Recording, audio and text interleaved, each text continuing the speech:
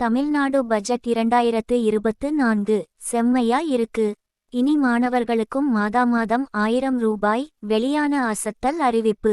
அரசு பள்ளிகளில் படித்து உயர் கல்வியில் சேரும் மாணவிகளுக்கு புதுமை பெண் திட்டத்தின் கீழ் மாதந்தோறும் 1000 ரூபாய் நிதி வழங்கப்பட்டு வந்த நிலையில் மாணவர்களுக்கும் இந்த தொகை வழங்கப்படும் என்று நிதி அமைச்சர் தங்கம் தென்னரசு அறிவிப்பு வெளியிட்டுள்ளார்.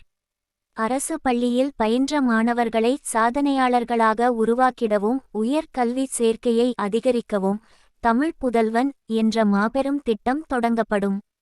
தமிழ் புதல்வன் திட்டத்தின் கீழ் அரசு பள்ளிகளில் பயின்று உயர் கல்வியில் சேரும் மாணவர்கள் பாடப்புத்தகம், பொது அறிவு நூல்கள் மற்றும் இதழ்களை வாங்கி அவர்கள் கல்வியை மெருகேற்ற உதவிடும் வகையில் மாதந்தோறும் அவர்களது வங்கிக் கணக்கில் 1000 ரூபாய் செலுத்தப்படும்.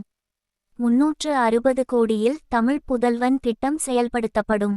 மாணவிகளுக்கு வழங்கியதைப் போலவே உயர்கல்வியில் பெண்களின் சேர்க்கையை அதிகரிக்கும் நோக்கத்துடன் அறிமுகப்படுத்தப்பட்ட மூவலூர் இராமாமிர்தம் அம்மையார் புதுமை பெண் திட்டம் பெண்களின் உயர் கல்வியில் பெரும் முன்னேற்றத்தை ஏற்படுத்தியுள்ளது.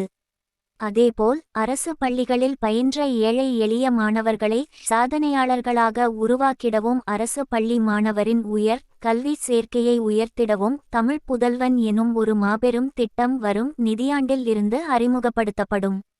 இத்திட்டத்தின் கீழ் 6 முதல் 12 ஆம் வகுப்பு வரை அரசு பள்ளிகளில் பயின்ற உயர்கல்வி சேரும் மாணவர்கள் பாட புத்தகங்கள், பொது அறிவு நூல்கள் மற்றும் இதழ்களை வாங்கி அவர்களது கல்வியை மெருகேற்றிட உதவும் வகையில் மாதந்தோறும் 1000 ரூபாய் அவர்களின் வங்கிக் கணக்கில் நேரடியாகச் செலுத்தப்படும்.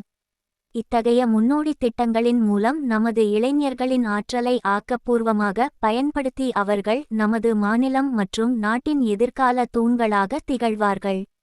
இப்புதிய திட்டத்தின் மூலம் சுமார் 3 இலட்சம் கல்லூரி மாணவர்கள் பயனடைவர். உயரிய நோக்கம் கொண்ட இத்திட்டத்தை நிறைவேற்றிட வரும் நிதியாண்டில் 360 கோடி ரூபாய் நிதி ஒதுக்கப்பட்டுள்ளது. இந்த திட்டம் அறிமுகப்படுத்தப்பட்டதால் பள்ளி மாணவர்கள் திமுக அரசை வெகுவாக பாராட்டுகிறார்கள்.